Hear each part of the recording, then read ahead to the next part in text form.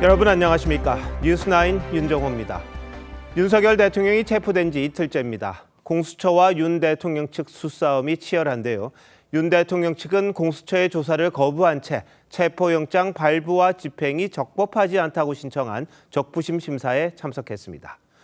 공수처는 결과가 나오는 대로 재조사에 나서거나 곧바로 구속영장을 신청할 태세입니다. 먼저 체포 적부심 심사가 열린 서울중앙지법으로 가보겠습니다. 한지은 기자, 체포가 적절했는지 아닌지 결과가 나왔습니까? 결과는 아직 나오지 않았습니다. 법원은 체포적부심 신문이 끝난 시점부터 24시간 안에 결정을 내려야 하는데요.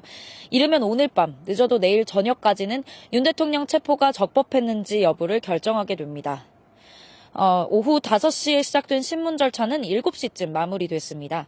윤 대통령 측은 공수처가 서부지법에서 발부받은 체포영장은 관할을 위반한 것이라며 위법성을 강조한 걸로 전해졌습니다. 공수처 측은 적법 절차에 따른 영장 청구와 집행이었다고 반박했습니다. 법원이 체포가 부당하다고 결정하면 윤 대통령은 석방됩니다. 윤 대통령이 오늘 법원에 직접 나오진 않았죠? 네, 당초 윤 대통령이 법원에 직접 나와 체포의 불법성을 주장할 거란 관측도 있었는데요. 신문 직전 변호인단은 윤 대통령이 출석하지 않을 거라고 밝혔습니다. 오늘 오후 서울구치소로 경호차로 보이는 대형 SUV가 들어가면서 윤 대통령이 직접 나올 거란 전망이 나왔습니다. 하지만 변호인단은 대통령이 법원에 나올 경우 경호 준비로 법원에 부담이 된다는 점을 고려해 오지 않기로 했다고 전했습니다. 사건의 본질이 아니라 절차의 불법성을 다투는 것이라 변호인들만 나왔다는 설명이었습니다. 그런데 체포 적부심 결과가 나올 때까지 시간이 꽤 걸리잖아요. 체포 시한 48시간. 어떻게 되는 겁니까? 네, 당초 체포 시한은 윤 대통령이 체포된 어제 오전 10시 33분부터 48시간, 그러니까 내일 오전 10시 33분까지였습니다. 하지만 체포적부심 결과가 나올 때까지 시한은 정지됩니다. 윤 대통령 체포 시한은 공수처가 사건 서류를 법원에 제출한 오늘 오후 2시 3분부터 정지됐습니다. 48시간 중 정확히 20시간 30분이 남은 상태에서 스탑워치가 멈춰선 겁니다.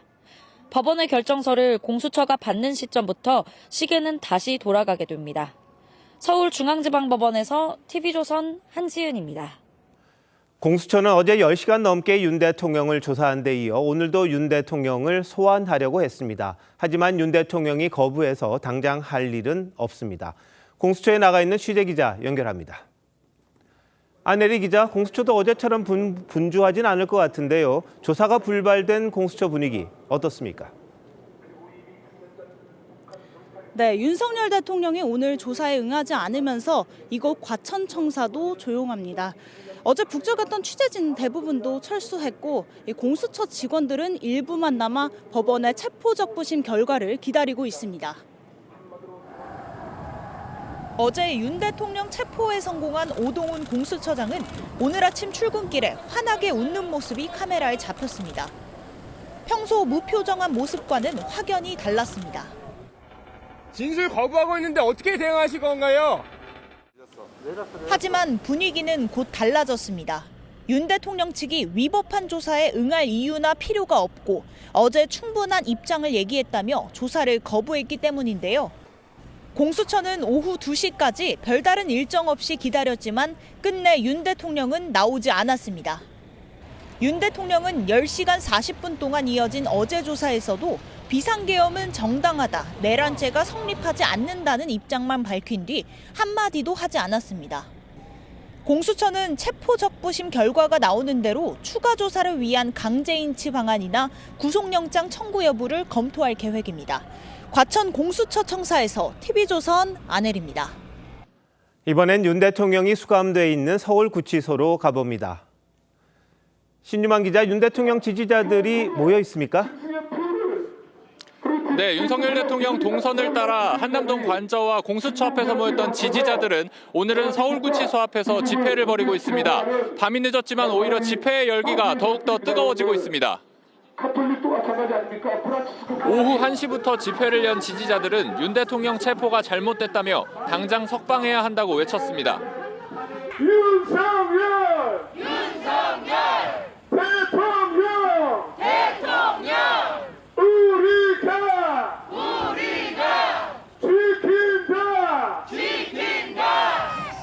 30m쯤 떨어진 곳에선 10명 정도가 윤 대통령 규탄 집회를 열었습니다. 경찰은 물리적 충돌을 막기 위해 인간띠를 만들어 양측을 떼어놓았습니다. 네, 윤 대통령 체포가 이틀째잖아요. 구치소에서는 어떻게 지내고 있다고 합니까? 네, 윤 대통령은 보통 영장심사 결과를 기다리는 피의자들이 머무는 공간에서 혼자 지내고 있습니다. 20제곱미터 정도 되는 비교적 넓은 공간인데 바닥 난방이 되고 샤워도 가능합니다. 소파에 앉아 벽면에 설치된 TV도 볼 수 있습니다. 식사는 일반 수용자들과 똑같은데요. 오늘 아침엔 시리얼과 삶은 달걀, 점심엔 자장면, 저녁은 닭볶음탕과 된장찌개가 나왔습니다. 한 끼 단가는 1,700원 정도 됩니다. 경호처 경호관 7, 8명은 윤 대통령이 있는 보안청사와 100여 미터 떨어진 사무청사에서 대기하고 있는데요. 구치소 자체가 외부인이 철저히 통제되는 가급 보안시설이라 내부 경호까지는 불필요하다는 시각이 많습니다. 경기 의왕시 서울구치소에서 TV조선 신유만입니다. 공수처가 한남동 대통령 관저 출입을 승인받았다며 제시한 공문을 놓고 윤 대통령 변호인단이 공세를 펼치고 있습니다. 공수처는 55 경비단이 강압 없이 날인을 했다고 주장합니다. 하지만 윤 대통령 측은 최종 허가권자는 경호처인데다가 회신이란 걸 한 적이 없고 부대장이 공문 내용도 못 본 채 도장만 넘겨준 걸 확인했다고 합니다. 대체 어떤 일이 있었던 건지 차정승 기자가 취재했습니다. 체포영장 집행 하루 전인 그제 국방부 서문 민원실을 찾은 공조본 수사관들이 55 경비단장 김모 대령을 불러냅니다. 이들은 출입 허가 요청이란 공문을 제시하며 부대장의 날인을 요구한 걸로 알려졌습니다. 군 관계자는 당시 김 대령이 관저 출입 승인은 경호처 결정 사안이라며 거부했지만 수사관들은 관할 부대장으로서 승인해달라고 거듭 요구했다고 전했습니다. 결국 김 대령은 상급 부대인 수방사 법무실에 문의한 뒤 도장을 건넨 걸로 알려졌습니다. 부대장으로서 협조는 하되 해당적 특수성을 고려해서 경호처의 최종 승인이 필요함을 구두로 수회에 전달한 바 있고 출입 허가 요청 공문에 쪽지를 붙여 날인하는 방식이었지만 공수처는 이를 출입 허가 공문을 회신한 걸로 판단했습니다. 윤 대통령 측은 상대방이 보낸 공문에 쪽지를 붙여 회신하는 경우는 없다며 조직폭력배들이 겁을 주고 도장을 빼앗아 계약서에 찍는 영화 속에서 볼 장면이라고 했습니다. 김 대령은 부대 복귀 후 오후 4시 반쯤 최종 승인은 경호처에 받으라는 정식 공문도 발송했지만 공수처는 이를 저녁 7시가 넘어 확인했다고 해명했습니다. 또 어떠한 압박이나 강압 없이 김 대령의 동의를 받아 날인했다고 반박했는데 윤 대통령 측은 공문 내용을 보지도 못하고 직인을 넘겨줬다는 김 대령의 발언을 확인했다고 밝혔습니다. 윤 대통령 측은 이를 쪽지 공문 위조로 규정하며 공수처장과 국수본부장을 내란 혐의로 검찰에 고발했습니다. TV조선 차정승입니다. 공수처 조사에 불응하고 체포 적부심을 청구한 윤 대통령 측의 변호 전략, 법조팀 정준영 기자와 이야기 나눠보도록 하겠습니다. 정 기자, 윤 대통령 측이 체포 적부심을 낸 건 어떤 의도라고 봐야 합니까? 네, 공수처의 수사가 불법이라는 주장에 연장선상에 있습니다. 한번 들어보시죠. 이런 불법이 자행되고 무효인 영장에 의해서 절차를 강압적으로 진행하는 것을 보고 정말 개탄스럽지 않을 수 없습니다. 네, 공수처법을 보면 공수처가 직접 기소하지 않는 사건은 서울중앙지검에 넘기고 중앙지법에서 재판을 하도록 돼 있습니다. 관할 법원이 아닌 서부지법에서 체포영장을 받은 게 무리수라는 주장을 이어간 겁니다. 반면 공수처는 윤 대통령의 한남동 관저가 서부지법 관할에 있다는 점을 들어 적법한 체포영장이라고 주장하고 있습니다. 네, 관할 법원 문제는 두고두고 얘기가 되고 있는데 윤 대통령이 수감된 서울구치소, 이것도 관행과는 어긋난다면서요? 네, 윤 대통령이 수감된 서울구치소는 주로 서울중앙지법에서 체포 구속된 사람들이 머무는 곳입니다.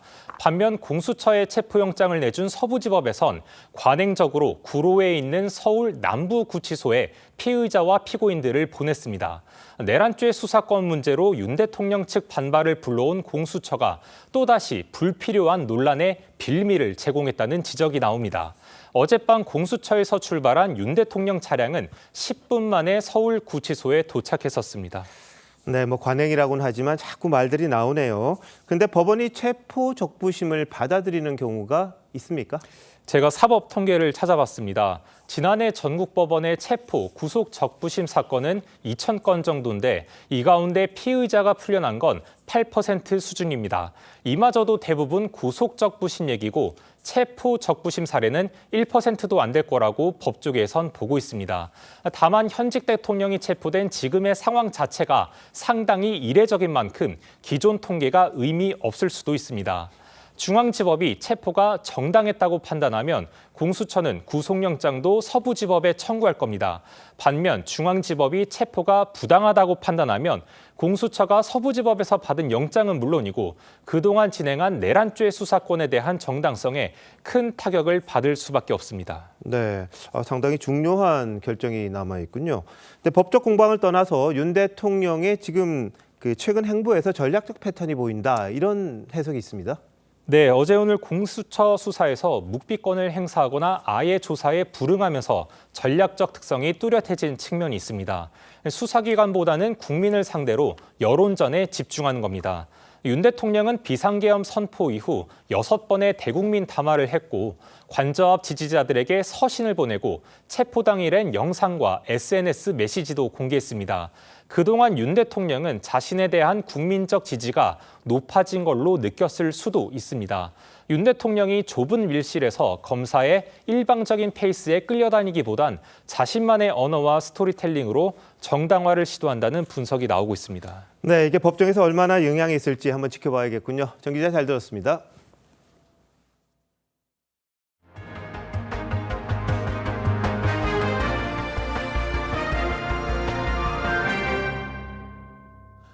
윤 대통령 체포 이후 정치권에선 이전과는 다른 움직임들이 나타나고 있습니다. 먼저 국민의힘은 이재명 대표 사법 리스크를 집중적으로 파고드는 모습입니다.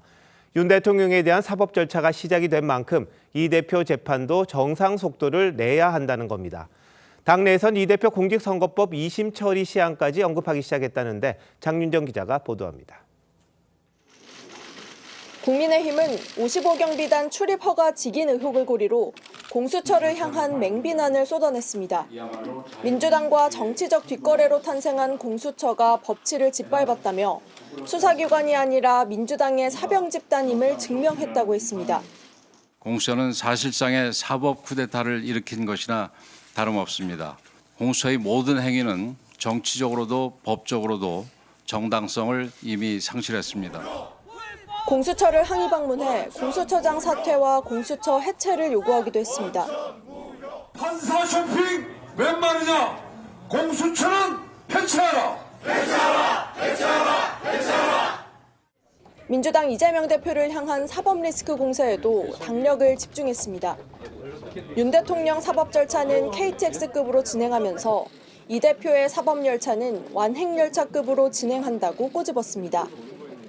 안철수, 윤상현 의원도 이재명 대표의 공직선거법 2심은 1심 선고 3개월째인 2월 15일까지 처리돼야 한다고 주장했습니다. 법대 선후배 사이인 권성동 원내대표도 이 대표를 부패범죄 수괴로 부르며 거친 발언을 쏟아냈습니다. 체포영장 집행에 협조하라고 끊임없이 압박을 하더니 참으로 안타까운 일이다. 이렇게 평가를 했습니다. 정말 인면수심이고 소름이 끼치는 뻔뻔한 사람이라. 계엄 사태로 갈라졌던 여당이 윤 대통령 체포 이후 이재명 대표 공세엔 개파를 불문하고 한 목소리를 내는 모습입니다. TV조선 장윤정입니다. 민주당은 윤 대통령에 대한 구속수사와 함께 김건희 여사 구속도 거론하기 시작했습니다. 김 여사 특검도 서둘러야 한다는 입장인데 헌법재판소 결정의 성사 여부가 달린 조기 대선을 염두에 둔 걸로 보입니다. 반면 이재명 대표, 윤 대통령 체포 이후 말을 아끼고 있는데 왜 그런 건지 이광희 기자가 취재했습니다.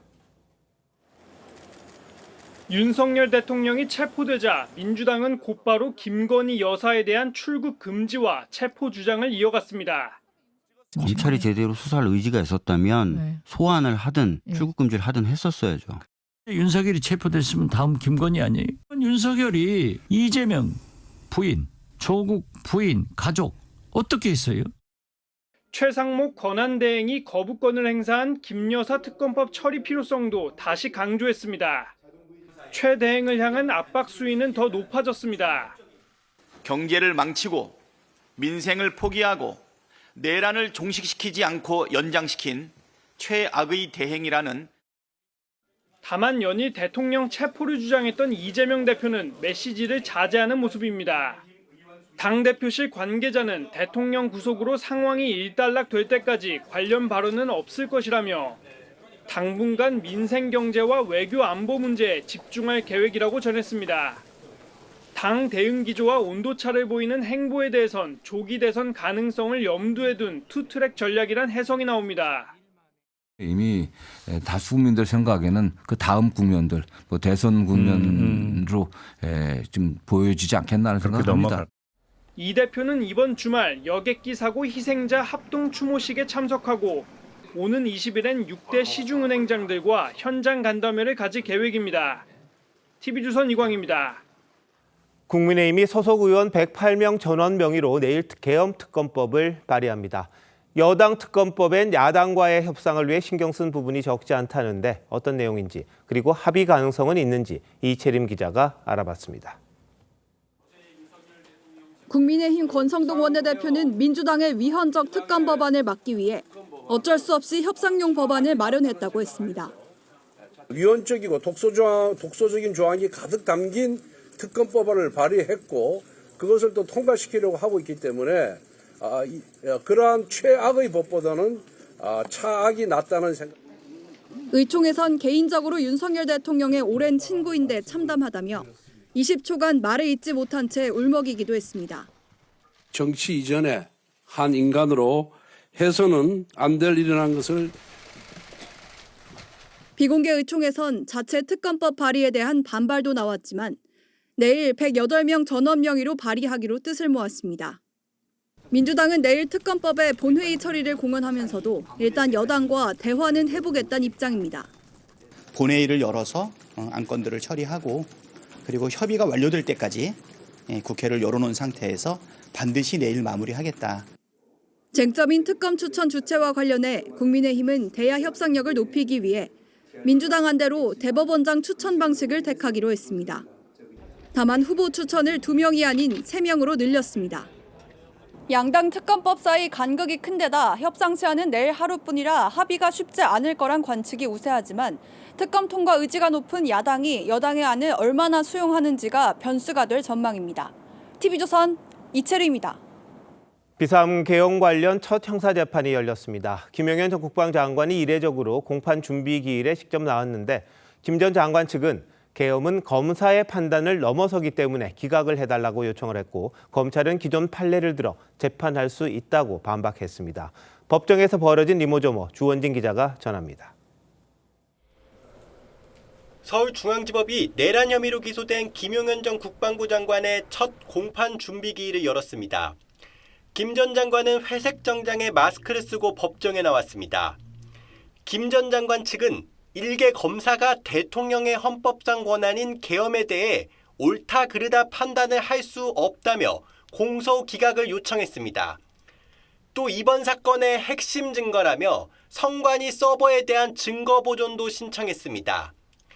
윤 대통령 측이 헌재 답변서에 계엄 포고령은 김 전 장관이 과거 예문을 잘못 뺏긴 것이라고 한 데 대해 김 전 장관 측은 전체적인 검토를 대통령이 했다고 했습니다.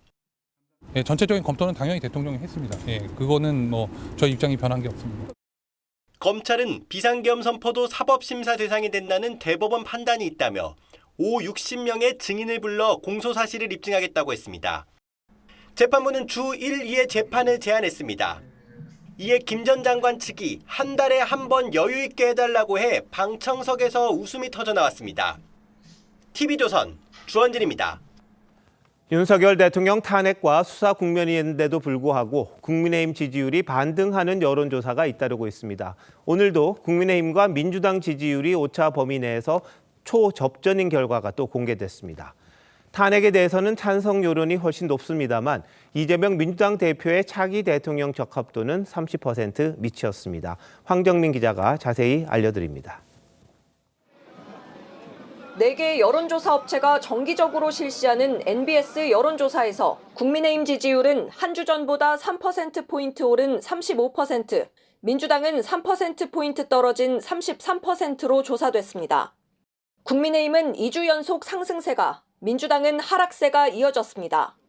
하지만 윤석열 대통령 탄핵에 대해선 파면해야 한다는 응답이 59%로 탄핵을 기각해 직무에 복귀해야 한다는 응답 36%보다 앞섰습니다. 윤 대통령에 대한 2차 체포영장을 집행해야 한다는 응답도 탄핵 찬성과 비슷하게 나타났습니다. 차기 대선에서 정권을 교체해야 한다는 응답은 48%였는데 지난주보다 5%포인트 줄긴 했지만 정권 재창출을 바란다는 응답보다 여전히 오차 범위 밖에서 앞섰습니다. 차기 대통령 적합도 조사에선 이재명 대표가 1위로 조사됐지만 정권 교체 응답률보단 20%포인트 낮은 28%에 그쳤습니다. 여권 주자 가운데선 김문수 고용노동부 장관 13%, 홍준표 대구지사 8%, 오세훈 서울시장 6%, 한동훈 전 국민의힘 대표가 5%였습니다. 이번 조사는 휴대전화 가상번호를 이용한 전화 면접 방식으로 진행됐습니다. TV조선 황정민입니다. 보신 것처럼 여당 지지율이 상승세를 보이는 건 최근 여론조사에서 공통적으로 나타나는 현상입니다. 이런 여론의 흐름을 어떻게 봐야 할지 정치부 한송원 기자와 함께 더 얘기 나눠보도록 하겠습니다. 한 기자, 여당 지지율 상승세를 두고 일각에서는 보수층의 응답이 과표집됐다 이런 주장을 하는데 맞습니까? 어느 정도는 맞고 어느 정도는 좀 틀린 말입니다. 일단 과표집은 특정 집단의 실제 분포보다 더 많이 조사에 참여했다 이런 뜻으로 볼 수 있을 텐데 여론조사심의위원회가 제시하는 기준 성별, 연령, 지역 3가지입니다. 만약 실제 인구 분포는 남녀가 반반인데 남성 응답자만 과도하게 조사했다면 과표집이 된 겁니다. 이렇게 되면 이 잘못된 여론조사가 되는 것이고 공표도 할 수 없는 겁니다. 하지만 이 보수, 진보 같은 이념 성향은 실제 분포를 알 수 없기 때문에 기준이 따로 없습니다. 자, 그렇다면 통계상으로는 문제가 없다는 건데 이 여권 지지율이 오르는 추세, 이건 분명하다고 봐야겠네요. 예, 맞습니다. 일부 여론조사만 이 전체 추세와 엇갈린 결과물이 나왔다면 신뢰성 문제를 지적할 수 있지만 최근 여러 조사들이 비슷한 추이를 보이는 건 여권 지지층 결집으로 해석이 됩니다. 현재 오차 범위 이내라서 누가 앞섰다거나 역전했다 이런 평가를 내리기는 어렵지만 여야 양쪽 모두 지금까지 나타난 여론 추이를 무시할 수 없는 상황이 온 겁니다. 다만 그에 따른 착시 효과는 유의해야 하는데요. 오늘 공개된 여론조사와 이 비상계엄 전인 2달 전 같은 여론조사를 비교해 보면요. 응답자가 밝힌 이념 성향 중에 보수층에서만 6%포인트 늘었습니다. 특히 이 국민의힘 지지율이 상승세를 보인 이 최근 기간 동안에 이 보수라고 밝힌 응답자가 차지하는 비중 점점 증가하고 있는 걸 알 수 있습니다. 자, 그렇다면 보수 응답층이 더 적극적으로 여론조사에 응하고 있다 이렇게 봐야 할 텐데 배경이 있을까요? 예, 아무래도 윤 대통령 강성 지지층에서는 이 지지율이 높으면 탄핵 심판에도 영향을 줄 거다 이런 기대감이 있는 게 사실입니다. 이 민주당의 줄탄핵 그리고 강공 모드에 이 위기감을 느낀 보수층 적지 않을 거고요. 이 치밀한 전략보다는 특검, 탄핵만 내세우는 모습에 일종의 반사작용도 있는 걸로 보입니다. 이 조사업체로서는 성별과 나이, 지역 할당만 지켰다면 이념 성향은 문제가 되지 않기 때문에 이 적극 응답 측이 많은 쪽 여론이 아무래도 더 많이 반영될 수밖에 없습니다. 그전엔 다른 결과도 있는 거죠. 반대쪽으로요. 네. 자, 근데 최근 여론조사에서 차기 대권 주자로 김문수 장관이 여권에서는 좀 선전하고 있습니다. 이것도 같은 영향일까요? 예, 맞습니다. 일각에서는 이 김문수 현상이다 이런 말까지 나올 정도인데요. 이른바 태극기 집회에 참석하거나 계엄 이후에도 사과 입장을 밝히지 않는 모습에서 강성층의 지지를 받고 있는 걸로 보입니다. 하지만 여당 내부에서는 이런 상황에 곤혹스러워하는 기류도 적지 않은데요. 이 강성 지지층의 목소리가 커질수록 중도층으로 확장할 공간이 줄어들기 때문입니다.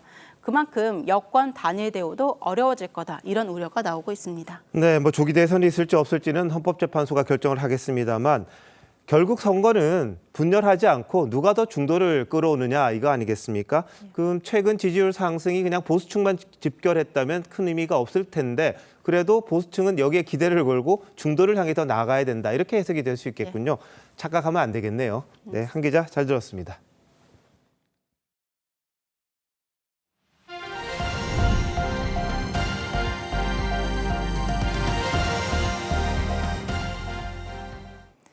헌법재판소에선 윤석열 대통령 탄핵 심판 사건의 사실상 첫 변론이 진행됐습니다. 윤 대통령 측이 변론 기일을 미뤄달라고 요청했지만 헌재는 받아들이지 않았습니다. 윤 대통령이 불출석한 상황에서 국회와 윤 대통령 측은 계엄 정당성을 놓고 날선 공방을 벌였습니다. 먼저 김도형 기자입니다. 윤석열 대통령 측은 변론 기일을 연기해달라고 헌재에 요청했습니다. 출석하려고 했는데 공수처에 체포되는 바람에 나오기가 어려워졌다는 이유였습니다. 하지만 헌재는 받아들이지 않았습니다. 논의를 거친 후 기일 변경 신청을 받아들이지 않는 것으로 결정하였습니다. 윤 대통령이 불참해 4분 만에 끝난 그제 변론 기일 이후 사실상 처음 열린 변론에서 양측은 계엄 선포의 정당성을 두고 첨예하게 맞섰습니다. 국회 측은 계엄 선포가 반헌법적일 뿐 아니라 윤 대통령이 민주주의를 위협하는 존재가 됐다고 주장했습니다. 민주주의 헌정 질서를 50년 이전으로 후퇴시켰습니다. 그는 민주공화국을 배신하였습니다. 윤 대통령 측은 야당의 탄핵을 남발해 비상사태를 만들었다며 이를 막을 수단이 없어 계엄을 선포한 거라고 주장했습니다. 비상사태라고 판단했고 이를 해결할 통상적인 수단이 없다고 판단해서 고도의 통치 행위. 국회를 위법하게 침탈해 기능을 마비시키려 했다는 국회 측 주장에 대해 윤 대통령 측은 체포된 국회의원도 없고 유혈 사태도 없었다고 맞섰습니다. TV조선 김도영입니다. 오늘 헌재에서 오간 공방을 보면 국민 상식에 맞지 않거나 모순된 주장들도 적지 않았습니다. 윤 대통령 측은 중국이 불법 선거에 개입했다고 주장하면서 계엄군의 선관위 투입을 정당화하려 했습니다. 국회 측 정청래 법사위원장은 신속한 재판을 촉구하면서 지연된 정의는 정의가 아니다라는 표현을 썼습니다. 이건 주로 여당이 이재명 대표의 재판 지연 문제를 겨냥해 썼던 말입니다. 이재준 기자입니다. 윤석열 대통령 측은 부정선거 의혹을 밝히기 위해 비상계엄 선포가 불가피했다고 주장했습니다. 특히 중국의 선거 개입 가능성을 강하게 제기했습니다. 저희는 이 불법 선거가 사실은 중국과 크게 관련이 있다고 생각합니다. 그 한국전자투표협회를 수입한 중국의 그 육해상 1대1로 대상 국가들이 중국의 도움을 받고서 수출을 한 것이죠. 이에 재판부는 선관위 선거연수원에 중국인이 체류했는지 사실조회를 하기로 했습니다. 국회 측 정청래 법사위원장은 신속한 재판을 촉구하며 지연된 정의는 정의가 아니라고 했습니다. 알베르 까미는 어제의 범죄를 벌하지 않는 것은 내일의 범죄에 용기를 주는 것과 똑같이 어리석은 것이다 라고 일갈한 바 있습니다. 아울러 지연된 정의는 정의가 아닙니다. 주로 여당이 이재명 대표를 직격하던 표현을 쓴 겁니다. 반면 같은 당 정성호 의원은 이 대표 선거법 사건 항소심 재판부가 집중 심리를 결정한 데 반발하며 정반대 논리를 펼쳤습니다. 피고인의 방어권을 충분히 보장해야 되는 거지. 그게 기본적인 거 아니겠습니까? 윤 대통령 측은 주 2회 재판 일정은 너무 많다며 충분한 방어권 보장을 요구했지만 헌재는 다음 달에도 매주 2번씩 집중 심리를 예고했습니다. TV조선 이재중입니다. 음주운전 단속에 걸리자 지구대에 굴삭기를 몰고 가 위협한 남성이 체포됐습니다. 고작 100m 운전했는데 단속에 걸려 억울하다는 게 이유였습니다. 이성진 기자입니다. 한밤중 경찰차가 세워진 지구대 앞 주차장에 굴삭기 한 대가 들어오더니 순찰차를 향해 내리찍을 기세로 앞부분 버킷을 들어올립니다. 놀란 경찰관들이 급히 뛰어나와 굴삭기를 조종하던 남성을 만류합니다. 바깥에서 쿵쿵거리는 소리가 들리더라고요. 쿵쿵 이상한 소리가.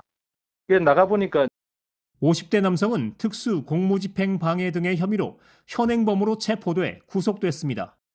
이 남성은 굴삭기를 몰고 와서 경찰에 붙잡히기까지 약 3분 동안 고함을 지르며 난동을 부렸습니다. 약 1시간 반 전쯤 경찰의 음주 단속에 걸리자 앙심을 품고 굴삭기를 몰고 온 겁니다. 자기는 100m밖에 운전을 안 했는데 그것이 왜 음주운전이 되느냐, 자기는 그것이 억울하다, 이렇게 불만을 표출한. 당시 남성의 혈중 알코올 농도는 면허 취소 수준이었는데 난동을 부린 뒤의 농도는 더 높아졌습니다. 남성은 과거에도 음주운전 전력이 있었습니다. TV조선 이성진입니다.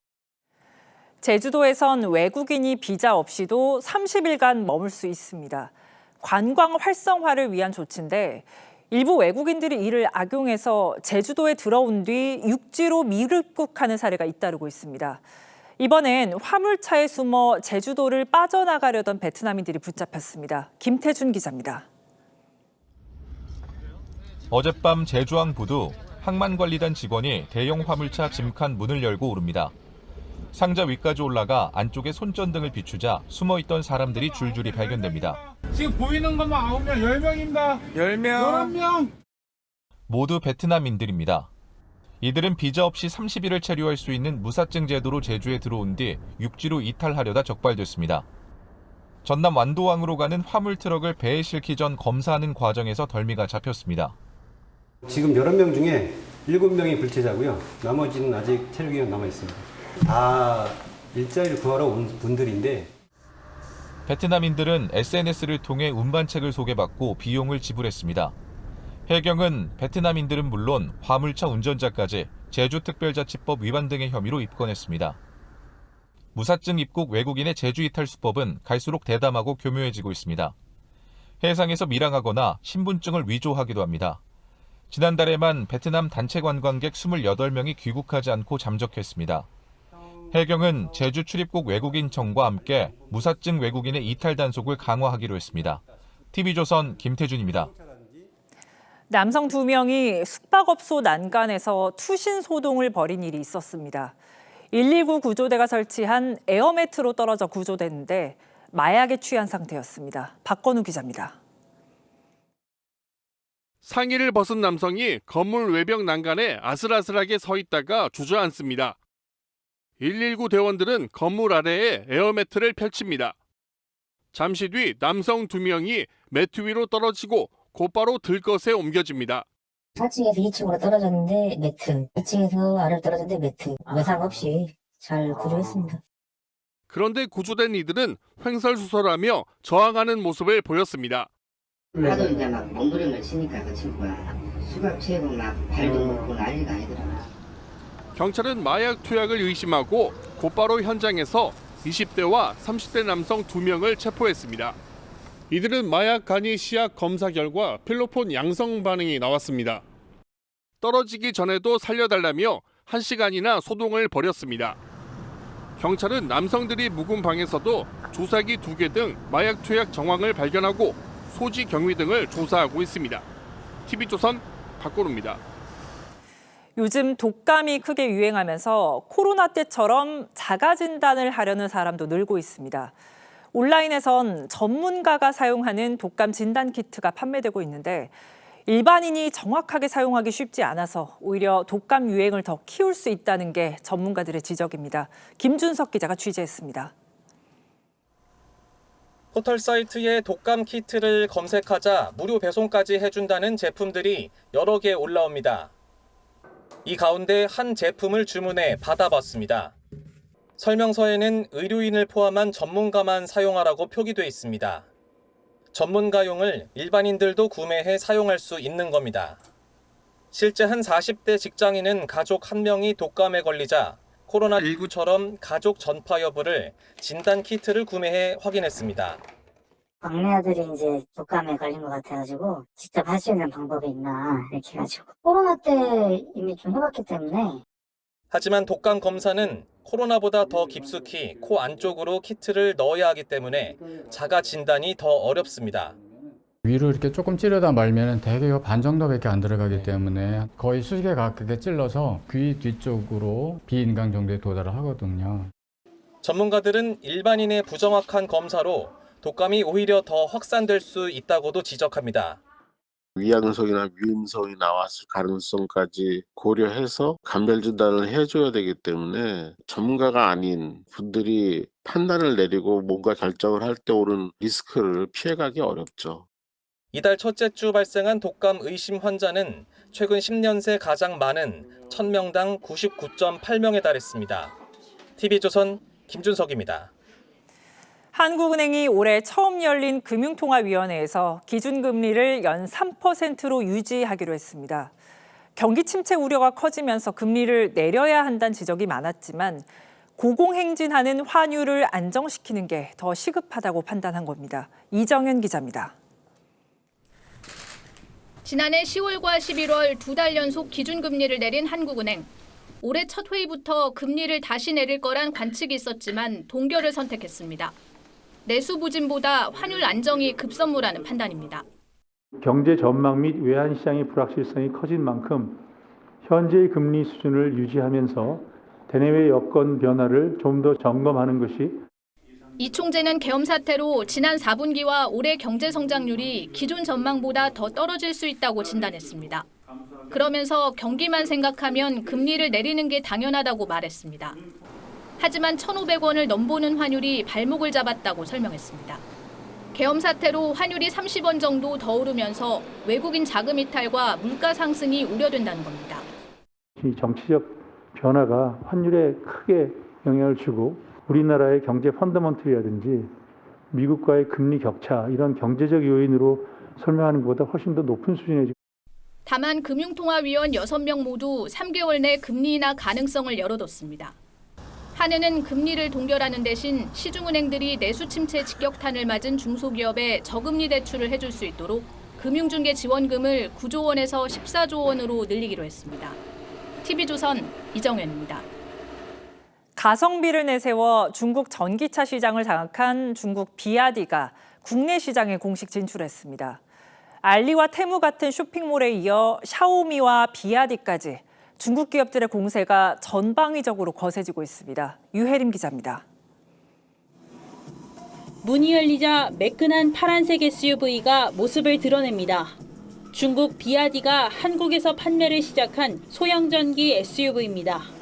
비아디 将从今天开始持续的会将我们最好的技术、最好的产品、最好的新能源汽车陆续的带到韩国来。 거대한 중국 내수 시장 덕에 테슬라를 제치고 전 세계 전기차 판매량 1위에 오른 비아디는 가성비를 앞세워 한국 시장을 공략한다는 전략입니다. 저렴한 LFP 배터리를 사용해 가격을 낮춘 소형 전기 SUV 기본형은 보조금을 받을 경우 구매가가 2천만 원대로 낮아집니다. 중국 가전회사 샤오미도 인공지능 스마트폰을 60만 원에 출시하며 본격적인 한국 진출을 알렸습니다. We are going to launch a lot of exciting products with high quality, honest pricing, and a guaranteed service. 한국 제품에 비해 품질이나 브랜드 가치가 떨어지는 만큼 중국 기업들의 영향력이 당장 크지 않을 거란 분석이 많습니다. 하지만 가격과 성능에 따라 국내 시장을 흔들 수 있다는 우려도 나옵니다. 로봇 청소기의 경우 중국 업체가 한국 시장의 절반 가까이 장악하고 있습니다. 중국 제조사들의 공세에 안방 시장을 지키기 위한 국내 기업들의 고민도 깊어지고 있습니다. TV조선 유혜림입니다. 우크라이나에 파병된 북한 병사 2명이 생포됐다는 소식 전해드렸었는데요. 그들이 어떻게 전쟁터에서 붙잡혔는지 당시 모습을 담은 영상이 공개됐습니다. 20대의 두 병사는 그저 어린 소년 같았다고 우크라이나 병사는 증언했습니다. 김자민 기자입니다. 혼자 쓰러져 있는 북한 군인에게 위장한 우크라이나 특수부대원이 다가갑니다.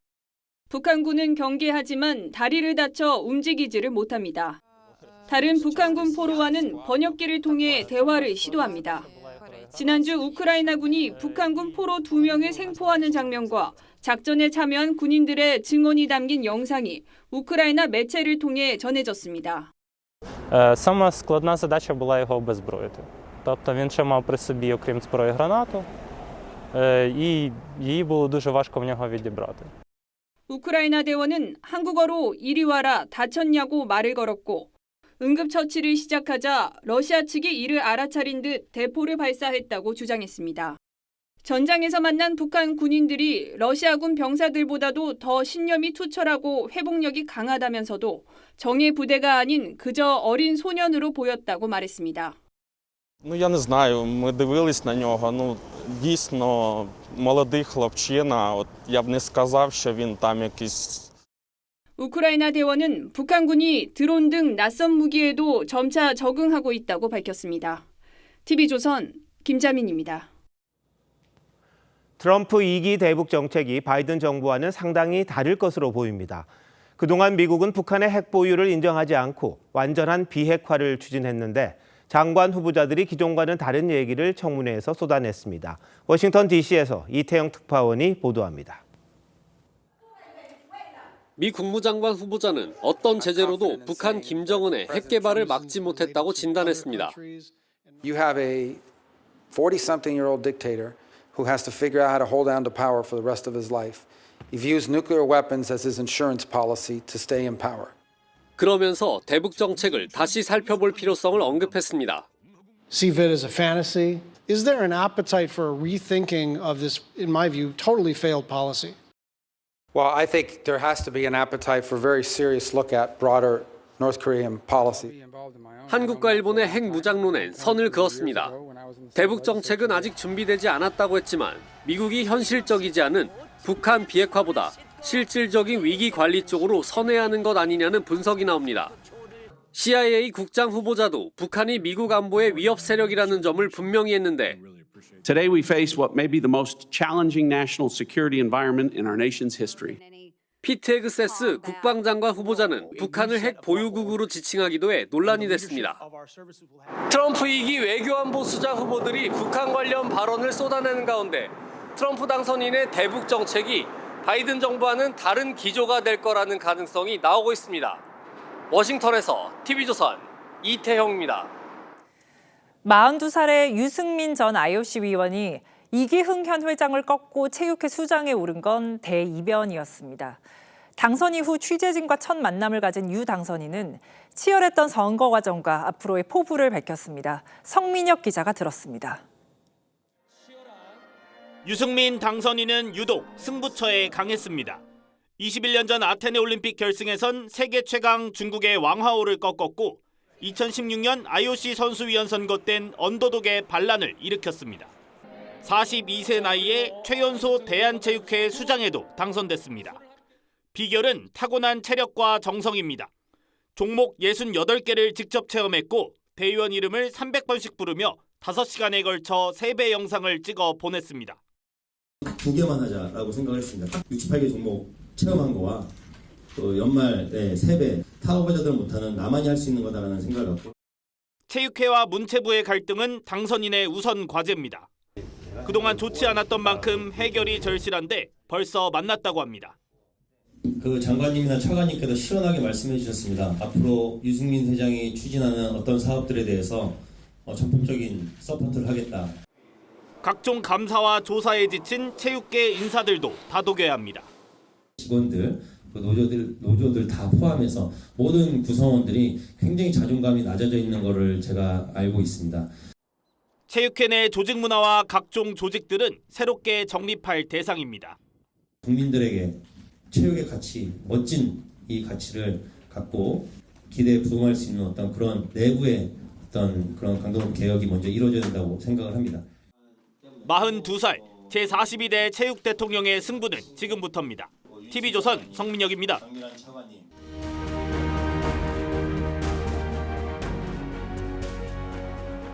1979년 이란에 있는 미국 대사관 점거 사건을 다룬 영화입니다. I need you to help me make a fake movie. Let's go make a movie. CIA 소속 구출 전문가가 숨어있는 대사관 직원을 구출하기 위해 가짜 영화 제작이란 묘책을 짭니다. 더 진짜처럼 영화를 찍는 척 준비합니다. 영화사를 만들고 유명 제작자와 배우를 포섭합니다. 대본 리딩에 촬영지 섭외까지 마치고는 외교관들을 스태프로 위장합니다. This is what I do, and I've never left anyone behind. 이란 테러 집단도 속이고는 구출에 성공합니다. 한 청년이 천상의 선녀와 사랑에 빠졌습니다. 청년이 선녀의 옷을 살피다 바느질 흔적이 없는 걸 발견합니다. 어째서 이런 거냐고 묻자 선녀가 답하죠. 하늘의 옷은 원래 실이나 바늘로 꿰맨 게 아니기에 티끌만한 흠집이 없죠. 여기서 나온 게 천이무봉입니다. 한마디로 완벽하다는 겁니다. 고위공직자범죄수사처가 윤석열 대통령을 체포한 과정은 이와 정반대였습니다. 시작부터 논란을 만들었습니다. 내란죄 수사권이 없고 기소도 할 수 없는데 직권남용죄를 적용해 자신들에게 넘기라고 했습니다. 체포영장을 그동안 청구하던 법원이 아닌 다른 법원에 청구해 판사 쇼핑이란 말이 나오게 했습니다. 2차 체포 때는 공문서 위조 논란에 휩싸였습니다. 관저 경호를 담당하던 55경비단이 출입을 허가했다고 알렸는데 윤 대통령 측의 셀프 승인 주장에 답을 명쾌하게 한 것 같지는 않습니다. 요즘 유행어처럼 된 사상 초유의 현직 대통령 체포라는 중대사를 이렇듯 어설프게 해놓고 누구의 칭찬을 받으려는 건지요. 민주주의가 우수한 건 절차적 정당성까지 따지기 때문입니다. 위헌과 위법, 편법이 판치면 누군가는 반드시 피해를 봅니다. 그게 여러분일 수도 있습니다. 1월 16일 앵커 칼럼 오늘 세상에 없던 무능, 무책임이었습니다.